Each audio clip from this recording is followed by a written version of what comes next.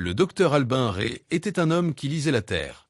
En tant que l'un des géologues les plus brillants de sa génération, il pouvait déchiffrer l'histoire de millions d'années dans les strates d'une falaise ou prédire la fureur cachée d'un volcan endormi. Sa carrière, cependant, s'était effondrée de manière spectaculaire. Injustement accusé d'être le bouc émissaire d'une catastrophe minière désastreuse causée par la négligence de l'entreprise, il fut condamné à la réclusion à perpétuité. Sa nouvelle demeure était la forteresse de la Roche-Noire, un pénitencier de très haute sécurité construit dans le flanc d'un ancien volcan éteint du Massif central. La prison était considérée comme une merveille d'ingénierie, une tombe de béton et d'acier enfoncée dans le substrat rocheux, réputée absolument inéluctable. C'est là, dans le silence oppressant de sa cellule d'isolement, qu'Albin, privé de ses outils et de ses cartes, commença à sentir quelque chose. C'était un murmure, non pas dans l'air, mais dans la pierre elle-même, une série de signaux subtils que lui seul au monde pouvait interpréter. La montagne qui était sa prison se réveillait, et Albin Ray, le géologue emprisonné, réalisa qu'elle lui offrait une voie vers la liberté. Les premières années furent une lente descente dans l'abîme de l'isolement, un exercice d'endurance contre la lente érosion de l'esprit. La cellule d'Albin était un cube parfait de béton brut, une blessure géométrique creusée dans le cœur de la roche volcanique.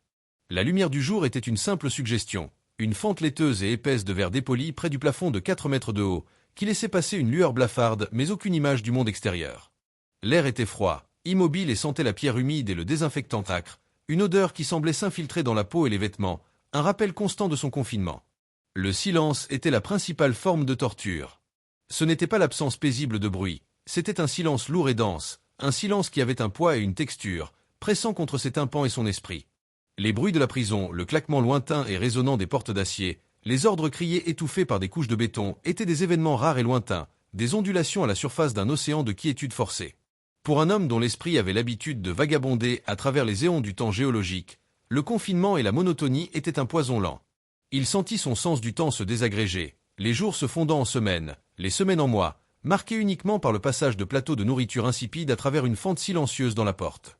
Il lutta contre le désespoir, contre l'atrophie de son intellect, en se récitant des classifications de roches, en cartographiant mentalement les formations géologiques de ses voyages passés, en s'accrochant aux vestiges de son ancienne vie avec une discipline féroce et désespérée.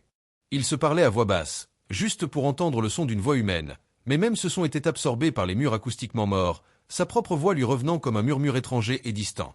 Ce fut au cours de la 3e année de son incarcération, au plus profond de son désespoir, qu'il sentit le premier murmure. C'était incroyablement subtil, une vibration de très basse fréquence ressentie non pas avec ses oreilles, mais à travers la plante de ses pieds nus sur le sol en béton froid. Elle dura moins d'une seconde, un frémissement à peine perceptible, si léger qu'il aurait pu l'imaginer, un simple spasme d'un air fatigué. Il attendit, le souffle coupé, le corps tendu, mais rien ne suivit. Il l'écarta comme une contraction musculaire, une secousse fantôme de son propre système nerveux, un autre tour que son esprit affamé de stimuli lui jouait. Mais une semaine plus tard, à peu près à la même heure de la nuit, il le sentit à nouveau. Et la semaine suivante, encore. Ce n'était pas aléatoire. C'était un rythme, un battement de cœur lent et profond venant des entrailles de la terre, un pouls secret sous sa prison. C'était la première fois depuis des années qu'il ressentait un frisson de véritable curiosité, une étincelle de son ancien moi scientifique. Il commença son travail. Privé de ses sismographes et de ses inclinomètres, il se tourna vers le seul instrument qui lui restait, son propre corps, un instrument finement réglé par des décennies de travail sur le terrain, sensible aux moindres caprices de la Terre. Il passa ses journées et ses nuits à devenir une extension de sa cellule.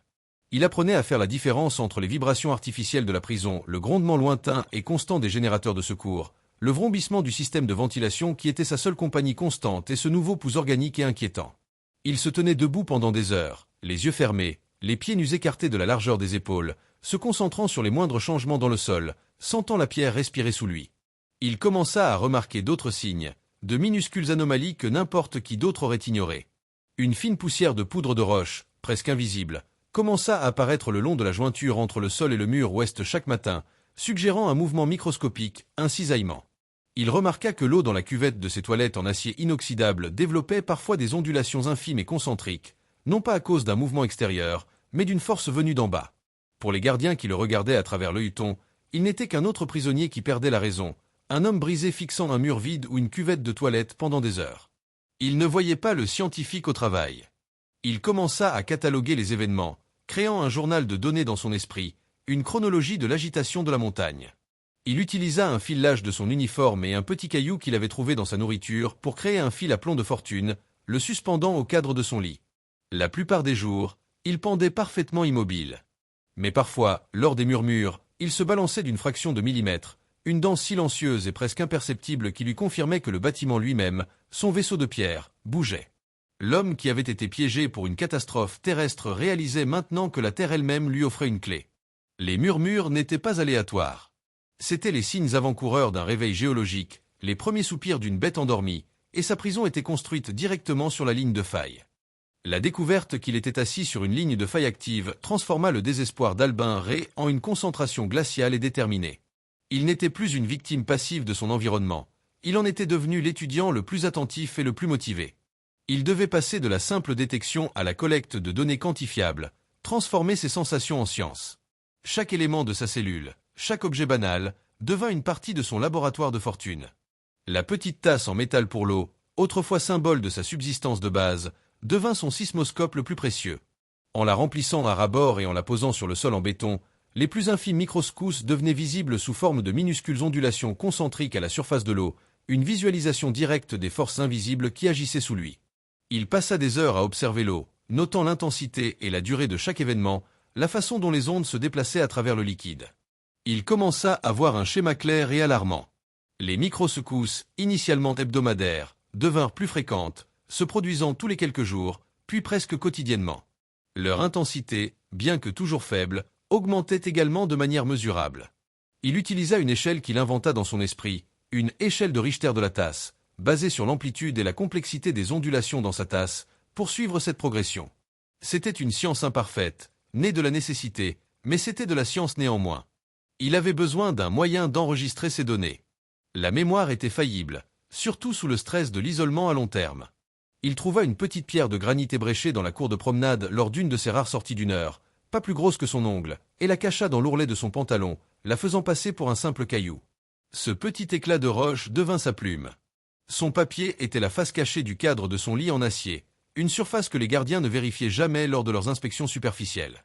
Nuit après nuit, dans l'obscurité quasi totale, il travaillait, grattant laborieusement ses découvertes sur la surface peinte. Le bruit était minime, un léger crissement qu'il pouvait facilement masquer par une toux ou un mouvement agité. Il créa un système de notation complexe et personnel. Il grava un calendrier, marquant chaque jour d'une petite rayure. Chaque événement sismique était enregistré avec une série de symboles qu'il avait conçus, un cercle pour une secousse, la taille du cercle indiquant l'intensité, et une petite ligne indiquant la direction de l'onde de cisaillement qu'il pouvait sentir par la façon dont son corps se balançait.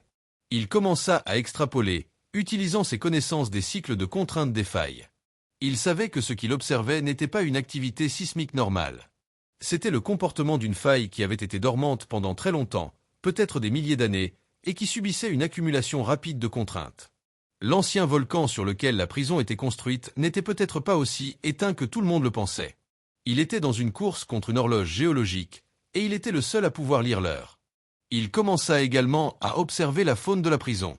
Les rats, qui se faufilaient parfois dans les conduits de service, devinrent ses canaris dans la mine de charbon. Il remarqua que, dans les heures précédant une série de microsecousses, ils devenaient agités, leurs mouvements frénétiques et erratiques, leurs cris aigus plus fréquents. Les cafards, normalement cachés pendant la journée, sortaient parfois en masse, grouillant sur le sol de sa cellule sans raison apparente. C'étaient des signes classiques, des anecdotes que les géologues partageaient, mais les voir de ses propres yeux confirmaient ces données avec une certitude effrayante. La Terre parlait, et il était le seul à écouter. Les gardiens restaient inconscients, attribuant ses habitudes étranges, le regard fixe sur une tasse d'eau, les conversations murmurées au mur à la folie de l'isolement. Ils se moquaient de lui entre eux, l'appelant le prophète du béton. Ils ne savaient pas qu'il était le seul homme dans un rayon de 100 km qui comprenait le danger qui se développait sous leurs pieds. Mais Albin ne ressentait aucune envie de les avertir. Le système qu'il avait injustement condamné, qu'il avait enterré vivant, était maintenant assis sur une bombe à retardement géologique. Il n'allait pas les sauver. Il allait utiliser leur ignorance comme une arme, comme une couverture. Il n'était plus en train de prédire un tremblement de terre par curiosité académique. Il le prédisait comme son unique et singulière chance de liberté. Avoir la certitude qu'un tremblement de terre majeur était imminent était une chose. L'utiliser pour s'échapper en était une autre, bien plus complexe. Albin Ray avait besoin de savoir non seulement quand l'événement se produirait, mais aussi où la prison se briserait. Il devait trouver le point le plus faible de la structure, l'endroit précis où l'énergie sismique fracturerait sa cage de béton et d'acier. Il devait cartographier la faille elle-même, non pas à l'échelle d'un continent, mais à l'échelle de sa propre cellule. Il se tourna vers sa discipline fondamentale, l'acoustique. Sa cellule devint son laboratoire de géophysique. Il commença un processus laborieux de sondage sismique, utilisant les principes de la sismologie par réflexion qu'il avait autrefois utilisés pour cartographier les fonds marins à la recherche de pétrole. Il tapotait systématiquement sur chaque centimètre carré du sol et des murs de sa cellule, utilisant d'abord la jointure de son doigt, puis une petite pierre qu'il avait obtenue, écoutant attentivement les échos et les réverbérations qui revenaient à travers la structure. Ses oreilles, affinées par une décennie de silence relatif, devinrent incroyablement sensibles aux moindres variations de tonalité et de timbre. La plupart de la cellule renvoyait un son mat et solide, le bruit du béton armé dents soutenu par de la roche volcanique solide. Mais il y avait des variations, de minuscules anomalies dans le temps et la qualité du son de retour qui, pour lui, étaient aussi révélatrices que des couleurs vives sur une image satellite. Il commença à utiliser sa tasse en métal non seulement comme un sismoscope, mais aussi comme un hydrophone de fortune. En la remplissant d'eau et en la posant à différents endroits sur le sol, il pouvait sentir comment les ondes sonores de ses tapotements se propageaient à travers la dalle. L'eau agissait comme un amplificateur, traduisant les vibrations de la pierre en un langage qu'il pouvait lire. Il pouvait entendre à travers la pierre, discernant les différences de densité et de composition. Après des mois de ce travail minutieux, il découvrit une zone d'environ 1 mètre carré dans le coin nord-ouest de sa cellule où le son était différent. La réverbération était plus courte, la hauteur tonale légèrement plus élevée. C'était subtil, mais indubitable pour son oreille entraînée. Cela signifiait que le béton sous ce point était soit plus mince, soit structurellement compromis, peut-être une poche d'air ou un matériau de remplissage de moindre qualité. C'était son point de départ. Il se concentra sur cette zone, ses tapotements devenant un code, envoyant des impulsions sonores dans la terre et lisant les échos qui lui revenaient. Il découvrit que directement sous cette section plus mince se trouvait une convergence de fissures dans le substrat rocheux de basalte. C'était la faille. Il avait trouvé la cicatrice de la montagne, la faiblesse inhérente à la fondation de sa prison. Il passa l'année suivante à affiner sa carte, ajoutant des détails à sa gravure secrète sous son lit. Il utilisa le son de la pompe à eau lointaine comme source sonore de référence, mesurant comment ce son était déformé et réfléchi lorsqu'il passait sous sa cellule. Il triangula la profondeur et l'angle de la faille, créant une image tridimensionnelle dans son esprit. Ses calculs devinrent plus audacieux, plus précis. En se basant sur la fréquence et l'intensité croissante des microsecousses, il commença à modéliser la libération de contraintes le long de la faille. Il en arriva à une conclusion stupéfiante et exaltante. L'épicentre du tremblement de terre à venir ne serait pas à des kilomètres de distance, il serait presque directement sous la prison. Il calcula qu'une secousse d'une magnitude comprise entre 5.0 et 6.0 sur l'échelle de Richter, une secousse assez forte pour causer des dommages structurels importants, mais pas assez pour anéantir complètement la montagne, exercerait une force de cisaillement maximale sur la convergence de fissures directement sous sa cellule. Le point le plus faible de la prison se trouvait juste sous ses pieds. Ce n'était pas seulement une coïncidence, c'était une certitude géologique. Son objectif passa de la prédiction à la préparation. Il avait son lieu, et il avait une fenêtre temporelle de plus en plus précise. Il savait qu'il n'avait que quelques mois, peut-être même quelques semaines. Le prisonnier passif était devenu un ingénieur proactif, planifiant le moment et la méthode de sa libération avec une précision scientifique. Le chaos du tremblement de terre serait sa couverture, la panique des gardiens sa diversion. Mais la terre elle-même serait son complice, l'outil qui ouvrirait sa porte. L'ironie était presque trop parfaite. Un homme emprisonné pour ne pas avoir prédit un effondrement de mine allait maintenant gagner sa liberté en prédisant l'effondrement de sa propre prison. Il était engagé dans une conversation intime avec la planète, et elle lui avait promis une évasion. Il se sentait plus vivant, plus déterminé qu'il ne l'avait été depuis des années. La Terre ne l'avait pas seulement emprisonné, elle était sur le point de le libérer. Albin Ray savait que le tremblement de terre arrivait. Ce n'était plus une question de « si », mais de « quand ». Ces données, grattées méticuleusement sous son lit dans un code secret de lignes et de cercles, indiquaient toute une fenêtre de forte probabilité dans les semaines à venir. Les signes étaient devenus plus prononcés, presque impossibles à ignorer pour quiconque savait ou regardait. Les microsecousses étaient maintenant des événements quotidiens, parfois assez fortes pour faire vibrer sa tasse d'eau sur le sol et la faire déborder légèrement. Les rats de la prison, ces baromètres sismiques involontaires, étaient devenus erratiques et désespérés, se battant férocement pour de la nourriture dans les couloirs et apparaissant souvent en plein jour, leurs instincts les poussant à fuir les profondeurs de la terre. De nouvelles fissures, fines comme des cheveux, zébraient le plafond de sa cellule, une carte routière de la contrainte croissante sur la structure. Il savait qu'il avait peu de temps. Il devait passer de la théorie à la pratique, de la prédiction à la préparation. Il commença un régime d'entraînement physique rigoureux, transformant sa petite cellule en une salle de sport improvisée. Il faisait des centaines de pompes, de flexions et de burpees chaque jour, poussant son cordage moyen à ses limites, ses muscles protestant au début, puis se raffermissant lentement. Il savait qu'il aurait besoin de toute sa force et de son endurance pour survivre au chaos à venir et au voyage ardu qui suivrait. Il rationna sa nourriture, mangeant juste assez pour maintenir sa force tout en stockant secrètement de petits morceaux de pain sec et de viande séchée qu'il obtenait parfois, les enveloppant dans des morceaux de la doublure de son matelas pour les protéger de l'humidité. Il se mit à assembler un petit kit de survie, un témoignage de l'ingéniosité née du désespoir. Il imperméabilisa une poignée d'allumettes en les enrobant de cire qu'il avait gratté du fond de ses cartons de lait. Il fabriqua une petite corde solide en tressant des centaines de fils tirés de ses draps et de son uniforme, un processus qui prit des semaines de travail nocturne et clandestin, ses doigts devenant douloureux et calleux. Son outil le plus important restait sa pique en ressort, qu'il continua d'affûter contre le béton jusqu'à ce qu'elle soit aussi tranchante qu'un couteau, capable de couper les cordes et de creuser dans le mortier affaibli. Ses préparatifs physiques et logistiques étaient simples comparés à la tension psychologique qu'il endurait. Il était le seul homme de la prison qui connaissait le danger imminent. Il regardait les gardiens lors de leur ronde, entendait leurs conversations banales sur le sport et la famille, et luttait contre une étrange et conflictuelle vague de pitié. Ces hommes étaient ses geôliers, les représentants du système qui lui avait volé sa vie, de simples rouages dans une machine indifférente. Pourtant, ils étaient aussi des hommes ignorants marchant sur le bord d'un précipice, des pères et des maris qui n'avaient aucune idée que la montagne sous leurs pieds était sur le point de se déchaîner. Le dilemme moral le rongeait. S'il les avertissait, s'il leur disait ce qu'ils savaient, ils pourraient peut-être sauver des vies. Une évacuation pourrait être ordonnée. Mais en faisant cela, il révélerait ses connaissances et anéantirait sa seule chance de liberté. Il le transférerait, le placerait sous une surveillance plus stricte. Le tremblement de terre viendrait et passerait, et il serait toujours piégé. Sa liberté valait-elle potentiellement leur vie? Il se débattait avec cette question dans les longues heures silencieuses de la nuit.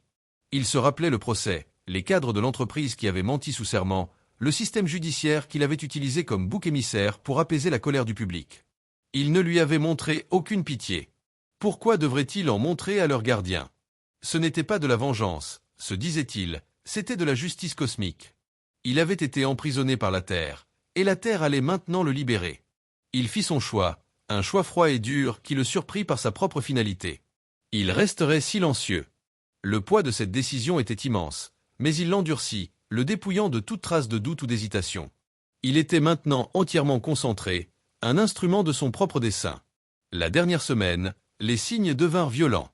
Une secousse plus forte, assez pour faire tomber des livres des étagères dans le bureau du gardien, secoua la prison. Une panique de bas niveau s'installa parmi le personnel, mais les ingénieurs du bâtiment l'attribuèrent à l'âge de la structure et à de possibles dynamitages dans une carrière lointaine. Ils ne comprirent pas qu'il s'agissait du dernier avertissement de la montagne. Albin, cependant, comprit. Il dormit dans ses vêtements, sa petite trousse de survie attachée à sa cheville, sa pique en ressort dans sa main. Il attendait. Le monde était sur le point de changer, et il était prêt. Le tremblement de terre arriva sans plus d'avertissement, un mardi après-midi alors que le soleil d'automne projetait de longues ombres sur la cour de la prison. Il commença par un son, un grondement profond et guttural qui semblait venir de toutes les directions à la fois, le son de la montagne elle-même se déchirant, un son qu'Albin avait attendu pendant des années. Il reconnut instantanément la signature acoustique. C'était le son d'une onde P, l'onde de compression plus rapide qui précède le cisaillement plus destructeur. Il avait moins de 10 secondes. Alors que les premières secousses légères commençaient à faire vibrer les murs, il se plaça au centre de sa cellule, loin des murs, son corps tendu et prêt, les muscles contractés. Puis l'onde frappa, et le monde explosa dans un chaos violent et assourdissant. Le sol en béton se souleva et ondula sous ses pieds comme le pont d'un navire dans une mer déchaînée. Un rugissement assourdissant emplit l'air, le bruit de la roche et du béton qui se tordait et se brisait, un son de fin du monde. Les lumières clignotèrent sauvagement puis s'éteignirent, le plongeant dans une obscurité totale, interrompue seulement par des éclairs de lumière bleue provenant de fils électriques sectionnés. Il entendit le son déchirant du métal qui se tordait et les cris de panique des gardiens dans le couloir, rapidement étouffés par la cacophonie de la destruction. Albin resta concentré, son esprit une île de calme au milieu de l'ouragan. Il comptait les secondes, suivant la progression de la secousse, la sentant à travers son corps. Il sentit la structure du bâtiment gémir sous la contrainte, le stress atteignant son point de rupture. Et puis, exactement comme il l'avait prédit, cela se produisit. Avec un craquement assourdissant, un son comme un os géant qui se brise, le sol dans le coin nord-ouest de sa cellule céda. La dalle de béton, affaiblie par la faille sous-jacente qui se déchaînait maintenant, se brisa et s'effondra vers l'intérieur, révélant une fissure béante et sombre en dessous. C'était sa fenêtre, son évasion créée par la planète. Alors que les secousses commençaient à diminuer, remplacées par une série de répliques violentes qui secouaient encore les fondations, il ne perdit pas un instant.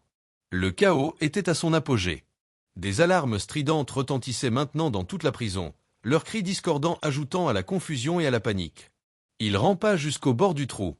Le trou plongeait dans une obscurité totale, mais il pouvait entendre le son lointain de l'eau qui coulait et sentir un courant d'air froid et terreux s'élever. C'était le tunnel.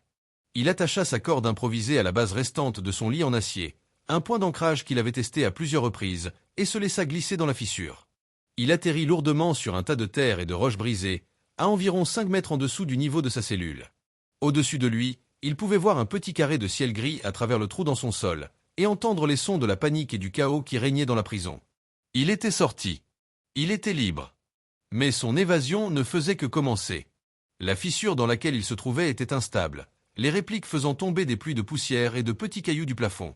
Il se déplaça rapidement, se faufilant dans l'obscurité, guidé par sa connaissance de la géologie et le son de l'eau. Il était maintenant un fugitif, non pas de la justice humaine, mais de la catastrophe elle-même. Il avait utilisé le chaos du désastre naturel pour masquer sa fuite méticuleusement planifiée, une fuite qui avait été écrite dans la pierre des millions d'années auparavant. Les autorités, lorsqu'elle atteindrait enfin sa cellule en ruine, trouveraient le trou et supposeraient qu'il avait été une victime malchanceuse du tremblement de terre, son corps perdu dans l'effondrement, à jamais enseveli dans les entrailles de la montagne. Il ne réaliserait jamais que l'évasion avait été planifiée avec une précision géologique, par un homme qui avait appris à lire les murmures de sa propre tombe et à les transformer en une promesse de liberté. Le voyage à travers la ligne de faille fut une descente dans un enfer primordial, un paysage d'une beauté et d'un danger terrifiant. Ce n'était pas un tunnel facile. C'était une fissure dangereuse et instable, une blessure fraîche dans les entrailles de la montagne, avec des répliques qui menaçaient de l'effondrer à tout moment.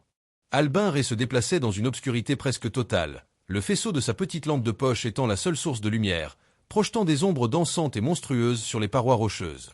L'air était froid et lourd, rempli de l'odeur de la roche brisée et du gaz de schiste, un parfum à la fois ancien et nouveau.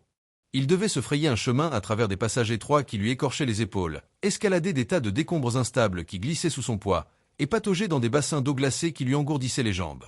C'était un voyage périlleux, mais Albin n'était pas perdu. Il naviguait par sa connaissance géologique, lisant les formations rocheuses, suivant les veines de quartz et les strates de basalte comme une carte routière créée par la nature elle-même. C'était une métaphore de sa renaissance, sortant du ventre de la terre, pour renaître dans un monde qu'il avait oublié. Après ce qui sembla une éternité de lutte et de peur, il vit une faible lueur devant lui. Ce n'était pas la lueur artificielle de la prison, mais la lumière naturelle du jour qui se filtrait à travers une fissure dans la roche. Il accéléra le pas, son cœur battant d'un espoir sauvage et indomptable. Il sortit enfin sur une pente boisée et isolée de la montagne, à des kilomètres de la prison. Il prit une profonde inspiration d'air frais, un air pur et vif qui n'avait jamais été recyclé par un système de ventilation. Le soleil perçait à travers les arbres, et le monde était rempli des sons de la nature, le chant des oiseaux, le bruissement du vent dans les feuilles. Le bourdonnement oppressant de la prison avait disparu. Il regarda en arrière vers la forteresse endommagée. De loin, il pouvait voir la fumée et le chaos, entendre les faibles sirènes qui résonnaient dans la vallée. Il était un homme libre, un homme qui avait utilisé ses connaissances uniques pour chevaucher la terre elle-même vers la liberté. Dans les jours qui suivirent, l'histoire du tremblement de terre et de la prison endommagée fit la une des journaux nationaux. Le récit officiel, publié par les autorités pénitentiaires, était une histoire de tragédie et de chance. Plusieurs gardiens et prisonniers avaient été tués dans l'effondrement partiel. D'autres avaient été blessés. Et puis il y avait eu le cas du docteur Albin Ray. Sa cellule, disait le rapport, avait été au centre de l'effondrement, le sol s'étant complètement effondré dans une fissure. Son corps n'avait jamais été retrouvé, et il fut présumé mort, une victime malchanceuse de la catastrophe, son nom ajouté à la liste des victimes. Personne ne mit jamais en doute ce récit. C'était la seule explication logique. L'histoire du géologue qui avait été avalé par la Terre était une note de bas de page tragique dans une catastrophe naturelle, une ironie sombre qui ne fut commentée que brièvement.